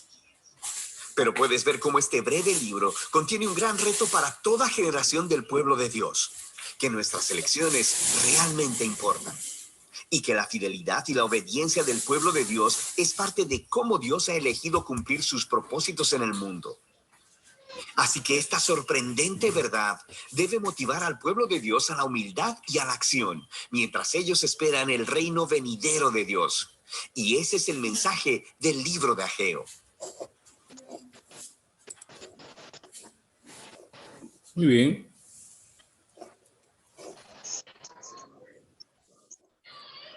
Tenemos algo que nos muestra una continuidad de enseñanzas que buscan el arrepentimiento profundo y sincero.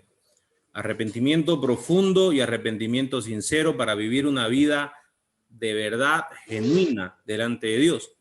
De esa manera, Ageo propone precisamente aquello. En el libro de Sofonías escuchábamos mucho acerca de la idolatría. Y hace tiempo yo hice una pregunta aquí a la clase, a todos ustedes. ¿De qué manera la idolatría podría verse actuando hoy en la vida de un cristiano? ¿Cómo puede un cristiano volverse idólatra? Pero un cristiano que ya conoce la vida cristiana no se va a volver idólatra a los ídolos que adoraba antes. Pero rápidamente, en 2 minutos, alguien que pueda decir alguna respuesta, otro. Un cristiano hoy, ¿cómo se vuelve idólatra? Puede ser idolatrando su casa, no sé, no voy a la iglesia porque tengo que cuidar mi casa. Eso quiere decir que lo idolatra, ¿no? Es casa.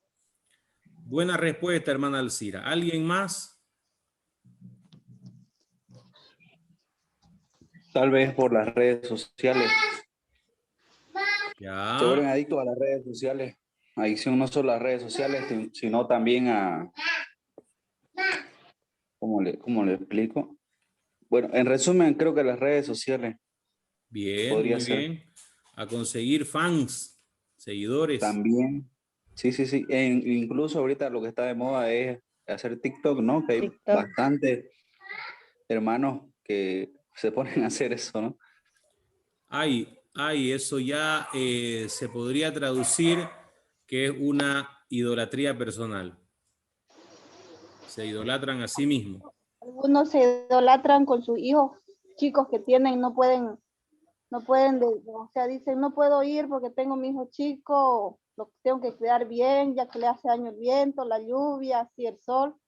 Igual se vuelve idólatra uno así, con su hijo. Bien, muy bien. Con toda razón, Otro, hermana Yubinka. ¿Alguien más? otro también el trabajo, puede ser también. Sí, precisamente el trabajo también es otra cosa que podemos nosotros idolatrar.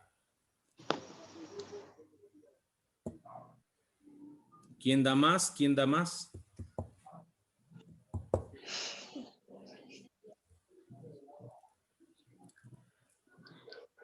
¿Alguien que tenga alguna otra respuesta?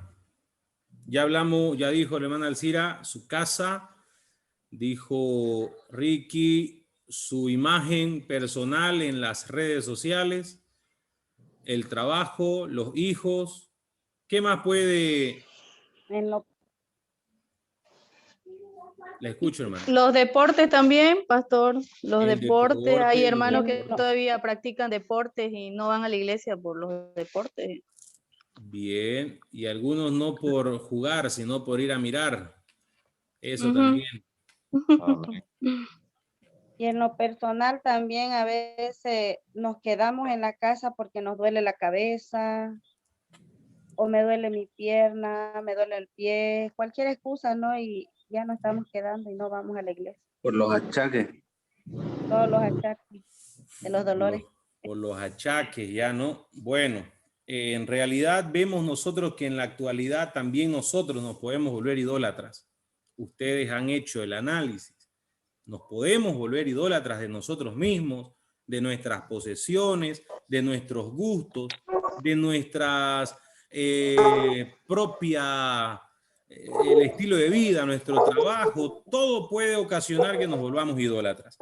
Entonces, cuando nosotros estamos anteponiendo esas cosas, primero necesitamos un arrepentimiento genuino y verdadero, una reestructuración, y como en este caso, voy a silenciarles el micrófono un ratito para que esos perritos no nos distraigan mucho. Para que también nosotros podamos ver que acá existía un trabajo bastante avanzado de la idolatría personal y de las cosas que habían hecho en la época de Ageo. El profeta Ageo nos enseña acerca de que debemos poner en orden nuestras prioridades. Dios levantó a Ageo justamente para tratar las prioridades que habían sido extraviadas cuando estuvieron bajo el reinado de Ciro en Media y Persia.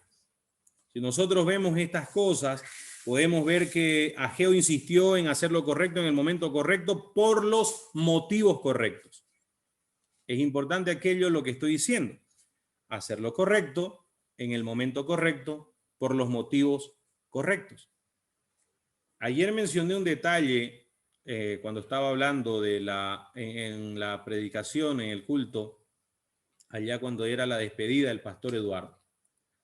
A veces nos dejamos llevar por nuestra costumbre de que todas las cosas en la vida cristiana nos han salido bien y ya no le preguntamos a Dios cuando queremos hacer algo. Y simplemente tomamos la decisión de hacerlo. David hizo eso. David decidió construirle una casa a Dios.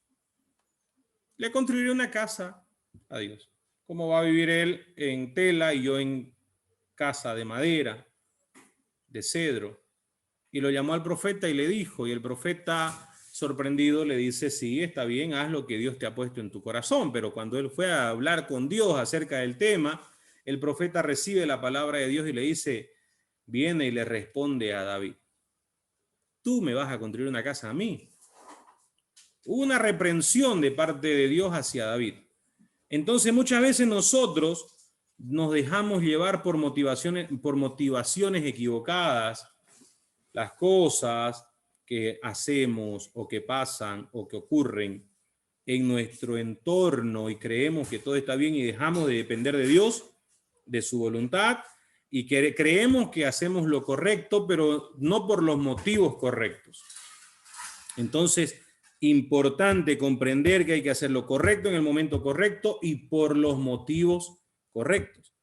Ageo se convirtió en el primer profeta en servir al pueblo de Dios cuando los judíos regresaron a su tierra natal después del exilio en Babilonia.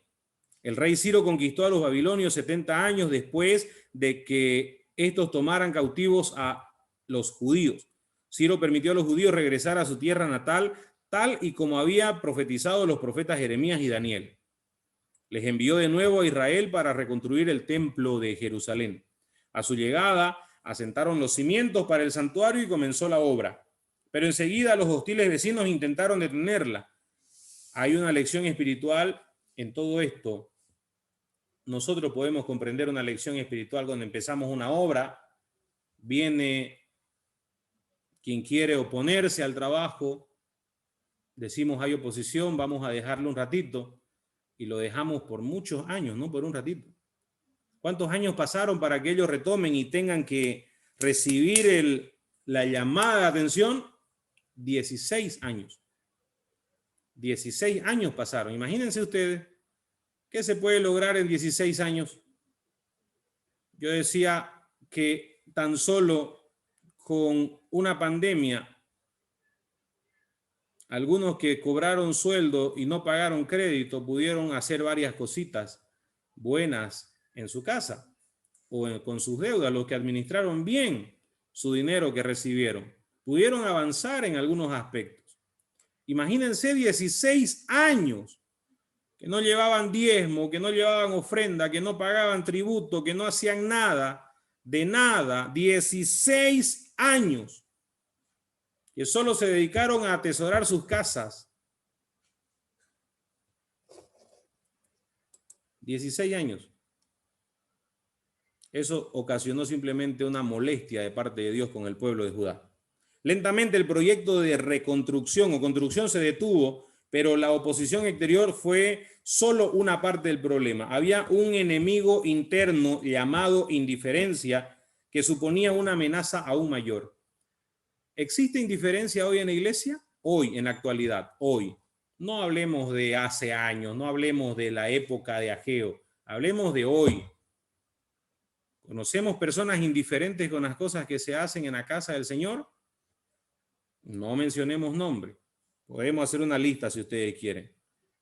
La mayoría de los trabajadores se volvieron apáticos, aun cuando el proyecto de reconstrucción aportaba la razón de su regreso a Jerusalén.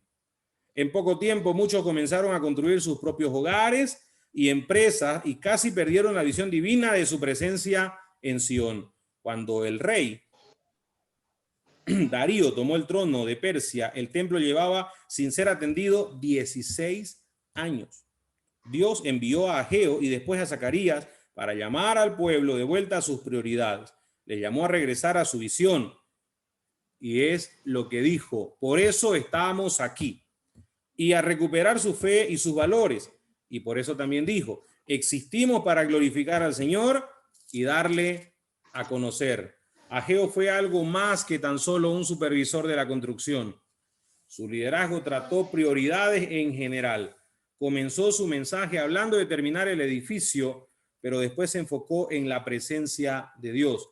Nos enseña cómo nuestra agenda y conducta reflejan lo que realmente es importante para nosotros. Él anhelaba ver no solo a Israel, sino también a las naciones volverse a Dios y vivir en base a las prioridades adecuadas. Ahí viene la pregunta, queridos hermanos. Revisemos nuestra agenda y qué es lo más importante que tenemos nosotros en nuestra agenda. Nosotros, sin hablar de los demás, sin hablar de los apáticos, los indiferentes, solo hablemos de nosotros, los participantes de esta clase que estamos hoy. ¿Ya? Y quizás los que escuchen después esta clase, igual háganse la misma pregunta. ¿Cuál es nuestro orden de prioridad? Nuestro orden de prioridad. A ver, hagamos un análisis rapidito. A ver, enciendan su cámara un ratito y sus micrófonos. Vamos a preguntar. Hagamos una lista de orden de prioridades, según su criterio. Vamos. Número 1. ¿Quién es el número 1? ¿O qué? Familia. Ya, muy bien. Permítame. Voy a anotar. Número 1, familia. Dios. Ya. Trabajo. Segundo, tercero, que La termine clase el del seminario. clase de seminario. Ya. Cuarto. Me estoy sintiendo motivado con ese tercer punto. Oiga, ya, sigamos, y por favor. Evangelización. Ya, vamos a hacer otra lista ahorita, hermana Sarina. Vamos a terminar con un orden de prioridades que ha planteado Ricky. ¿Hasta ahí nomás, Ricky, por ahora? Creo que básicamente sería eso. Ya, muy bien. Voy a poner, no se me vayan a poner mal, ya, nadie, todos vamos a participar. No me van a Sigamos. dar palo, ¿no? No, nada, de ninguna manera. No vamos a palear a nadie. Vamos, hermana Sarina, estaba hablando. Ya. Ay, un ratito. Claro.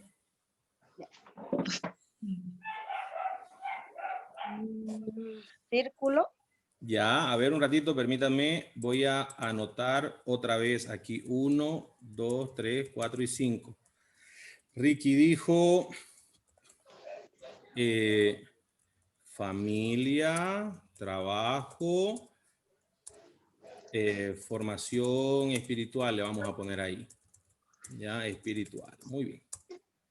Y vamos con hermana Sarina, círculo, oración. Le vamos a poner iglesia, ¿ya? Iglesia. Muy bien, sigamos, hermana Sarina. Evangelización. Evangelización, muy bien. ¿Y qué será otro? Iglesia, círculo, evangelización. Es lo mismo, misiones, ¿no ves? Claro. Muy bien. Ya. Hasta ahí nomás. Mientras va pensando, ¿dónde lo ubica el hermano Leo? Mi corazón. Ya. Muy bien, vamos Humberto. Humberto, su orden de prioridades.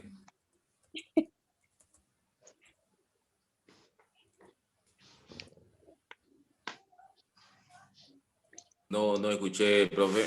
El orden de prioridades de su vida. Ah, bueno, está bueno. Familia, iglesia. Familia, iglesia. Trabajo. Trabajo. Ministerio viene a ser lo mismo. Ya, ministerio. Listo, eso sería lo más. Lo esencial. Muy bien, hermana Alcira. Para mí sería o sea, que no sé expresarme, ¿no? Pero en mi forma, le voy a decir, mi prioridad sería buscar, prepararme con Dios y estar preparada con Él, ¿no? Buscar de Dios en primer lugar, Ya, antes de lo demás. Dios, muy bien. Y también familia, ¿no? Familia, ya. Familia. Ok. ¿Tiene otro? Aún la oración. Oración, está Porque en bien. todo esto tengo que buscar a Dios, la oración, buscar a Dios y tratar, ¿no? De hacer las cosas correctas. Ok. Eso sería. Muy bien. Pastor Ignacio. No se escondan los demás porque igual van a participar.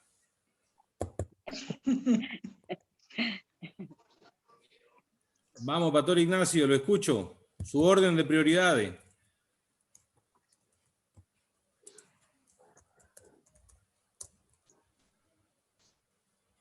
No, está bloqueado su micrófono, pastor. Amén. Ahora sí. Sí, ahora sí. Familia. Ya, familia. Trabajo. Trabajo. La enseñanza. Formación. Ya. Formación. La predicación, cuando uno, como evangelizar, digamos, ¿no? Cuando uno trata de, Ya. cuando está con los amigos en el trabajo. Ok. Y la iglesia. Y la iglesia. Muy bien. Ok. Vamos, hermana Yubinka.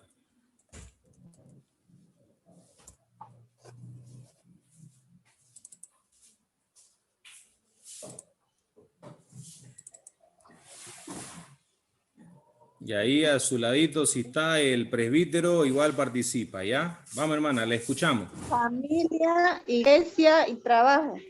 Familia, iglesia, trabajo. Muy bien. Muy bien, hermana. Está ahí el presbítero Alfonso. Alfonso, tu prioridad, vení, decir. Ay, deporte, música. Alfonso.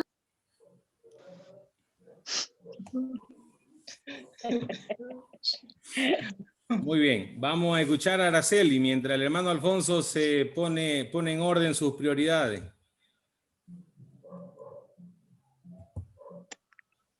No sé cómo acomodarlas, pero no sé si es las prioridades diarias de lo que hacemos diariamente o de lo que tenemos importante, más importante en nuestra mente como meta, no sé.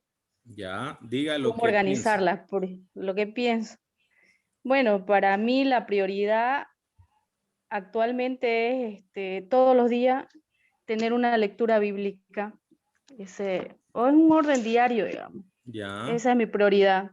Y luego viene el cuidado de mis hijos, ya, pero no dejo de descuidar y quiero comprometerme con el ministerio que el Señor me ha dado, cada trabajo que tengo en la iglesia, ujú, poder hacerlo de la mejor forma que pueda.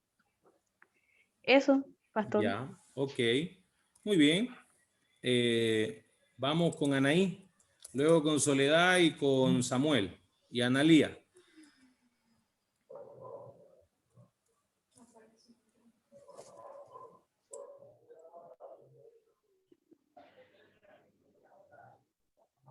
Dios, familia, iglesia, trabajo y Bien, bien. Vamos, hermana Soledad, hermano Samuel, hermana Keren, hermana Sole, comencemos con usted.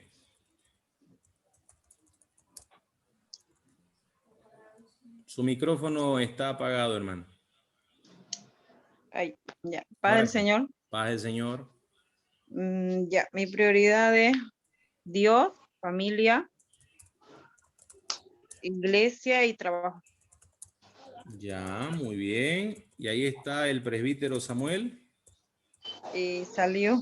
Salió muy bien. Ahorita le llamo que participe otro y ahorita le hablo. Ya está por ahí Keren también. Hermana Analía, la escuchamos, aunque no encienda su cámara, no hay problema. La escuchamos con ese poquito que usted pueda hablar. El orden de sus prioridades.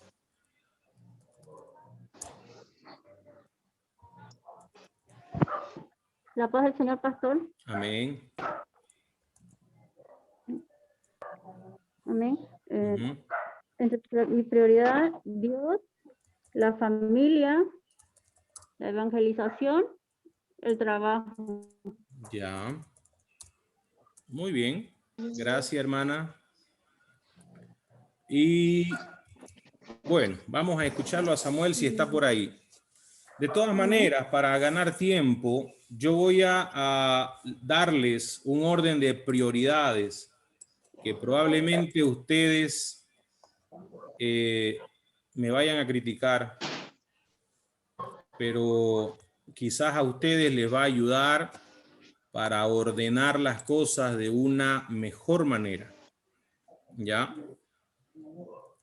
En primer lugar, tiene que estar Dios. Siempre. Por encima de todas las cosas. Dios. Por encima de yo. Por encima de mi familia. Por encima de mi trabajo. Por encima de la misma iglesia.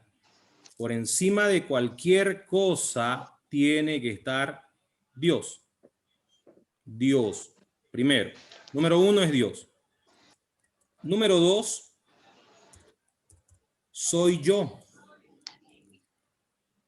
En mi persona, si hablo de mí, estoy hablando de José Luis Pereira.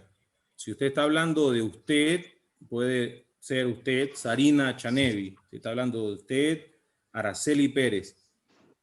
Está hablando usted Humberto Espíritu. Yo como persona, debo estar primero con mi prioridad es Dios, en segundo lugar soy yo, pero no un yo egoísta, sino ese amor propio, ese cuidado de mí mismo, que la palabra del Señor misma, la misma palabra dice, ten cuidado de ti mismo.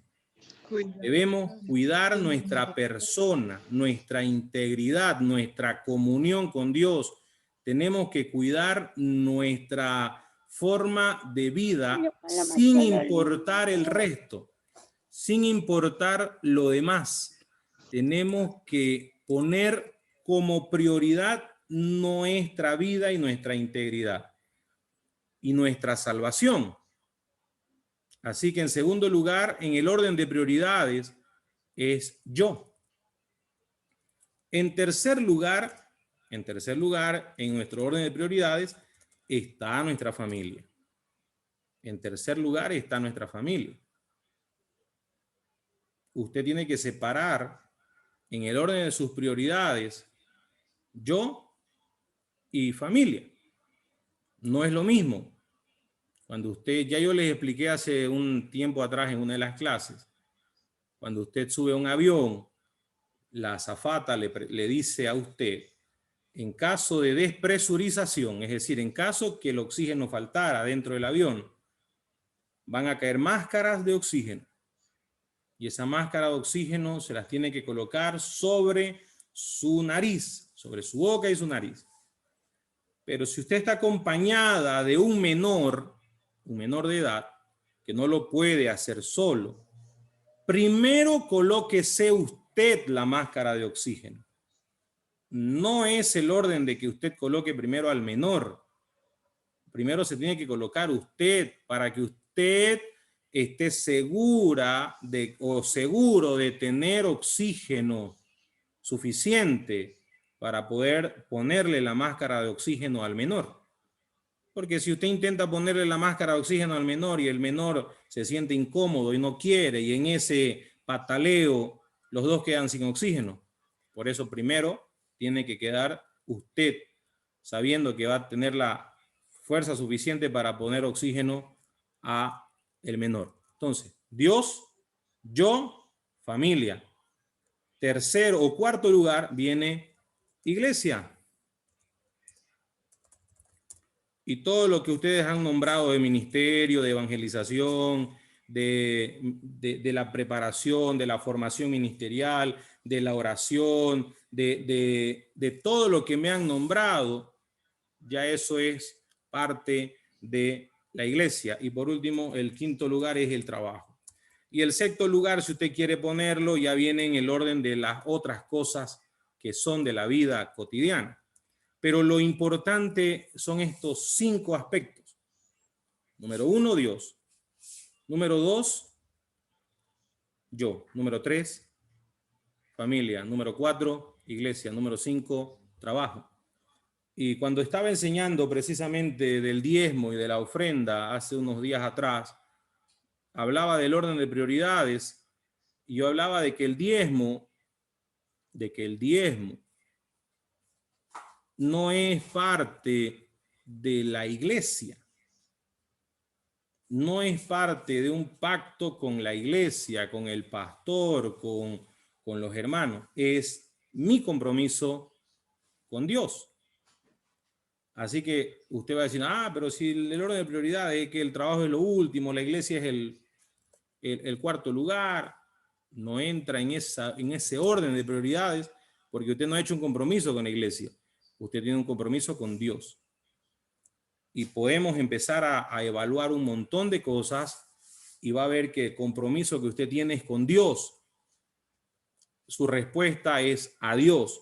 Y cuando tenemos un error de la percepción de nuestras prioridades, ponemos otras cosas en orden, en el principal orden, es ahí en el que entra esto que habla el profeta Ageo. El profeta Ageo viene a reestructurar la idea del orden de prioridades. El orden de prioridades que había en el pueblo de Dios, el orden de prioridades que nosotros tenemos actualmente. Es por eso que muchas veces nosotros tenemos visita en casa a la hora del culto y le decimos, no, hagamos, incluso en la visita dice, no tenés que ir a la iglesia, y nosotros, no, tranquilo nomás, no pasa nada, y hacemos lo que tengamos que hacer, porque nuestro compromiso con la iglesia es uno, nuestro compromiso con Dios es otro, y creemos que las cosas es con la iglesia, no es con Dios. Entonces tenemos que ser muy, muy claros en nuestras prioridades. Lo mismo cuando aparece el tema laboral, lo mismo cuando aparece el tema familiar, lo mismo cuando aparece el tema, hasta incluso como mencionaba la hermana Sarina hace un momento, nuestra salud, decía la hermana Alcira, nuestra casa, decían otros, tenemos el trabajo como primero. Entonces tenemos que ser muy, muy claros con nuestro orden de prioridades. Y aquí el profeta Ageo precisamente hace esa descripción de que tenemos que vivir en base a un orden de prioridades adecuado. No podemos agarrar y ser de una manera disparatada el orden que nosotros creemos que es correcto, cuando no es así. Dios tiene que ser primero ante todo. Ante todo. Por eso dije, nuestra vida tiene que tener una reestructuración. Por eso necesitamos reestructurarnos, necesitamos hacer un cambio, pero tiene que ser desde adentro. Y decirle a nuestra esposa, decirle a nuestro esposo, muy bien, mi amor, mi salvación es importante. Y mi comunión con Dios también. Y ahí empezamos a poner a Dios de primero. Y decir, no me quedo yo, es día de culto, yo voy al culto. No, lo primero es lo primero. Y vamos a hacer las cosas de Dios primero.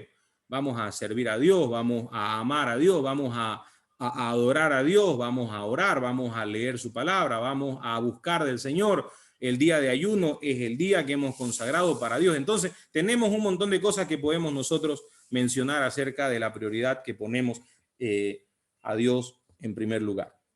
Y cuando aquí se trataba de hacer la construcción del templo que estaba en ruinas, tomaron como excusa que había un enemigo que no lo dejaba trabajar y las cosas las abandonaron por 16 años. Ageo llamó la atención a la nación e hizo notar que la sequía y la falta de cultivos eran causados porque no tenían las prioridades espirituales en el lugar correcto. Entonces nosotros vemos que aquí hubo una llamada de atención para toda una nación. Creo que el profeta Ageo nos llama la atención cada vez que nosotros lo leamos y lo estudiemos. Porque cuando empezamos a decir, pero Señor, nos falta el dinero para hacer estas cosas, encontramos en Ageo que dice la palabra, mía es la plata, mío es el oro. El Señor provee de donde menos pensamos, de donde menos esperamos. Hay una provisión de Dios para hacer su obra, para hacer las cosas, para que las cosas se puedan concretar. Mucho más si tiene que ver con la obra del Señor. Así que de esta manera podemos nosotros concluir, ya que hablamos del orden de nuestras prioridades, vamos a mencionar de modo de cierre que lo que dijimos al principio cuando hablábamos de Ageo, hacer lo correcto, en el momento correcto, con la motivación correcta. Muy bien, queridos hermanos, vamos a dejar ahí si hay alguna pregunta, podemos contestarla y continuar. ¿Alguna duda por ahí? Pastor, en Apocalipsis dice que en la Nueva Jerusalén no entrarán los idólatras. Podemos calificarlo si nosotros no idolatramos algo en esta vida y nos convertimos en idólatra y por ahí el Señor viene, ¿nos podríamos quedar por idólatra? La pregunta tiene la respuesta. Sí. Amén. Sí, no podemos quedar por idólatra. No hay cómo adornarlo.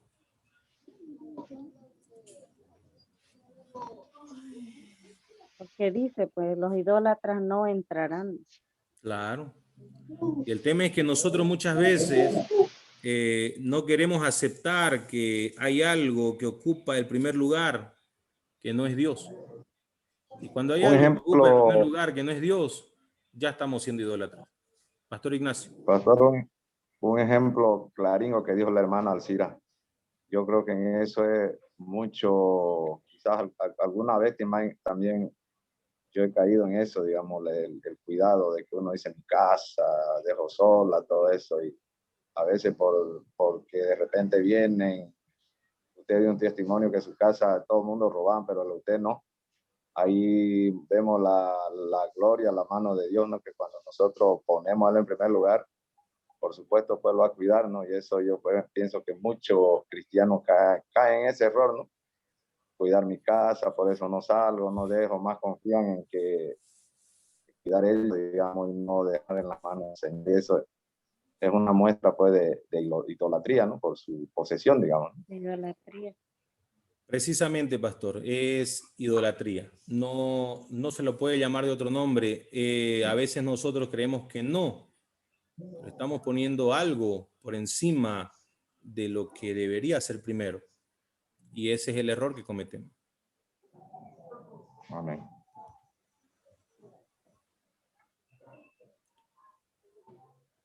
Muy bien, tenía planeado avanzar Zacarías más, pero ya miren la hora, se nos avanzó. Voy a dejar de grabar.